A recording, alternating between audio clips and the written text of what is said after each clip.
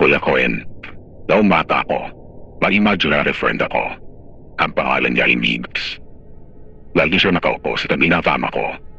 Inakausap ako bago matulog. Narinig ko naman kay nanay na normal lang yun sa isang bata. Kaya hinayaan na lang niya ako. Pero isang gabi ay nagising ako. Nakita ko si Migs. Pero hindi siya nakaupo. Nakatayo siya sa pana ng kama at nakatingin sa akin. Dan, may sasabihin ako sa'yo. Mahina, sabi niya. Ano yun? Tanong ko naman. Lalapit siya. Hindi mo ba napapansin? Hindi mo ako ini-imagine. Dahil ako, tunay na anak na namin mo. Napabalikwas ako sa takot. Tumakbo ako sa kwarto ni nanay. Nay, si Migs, narinig kong sabi. Namutla ako at noon ko lang napansin.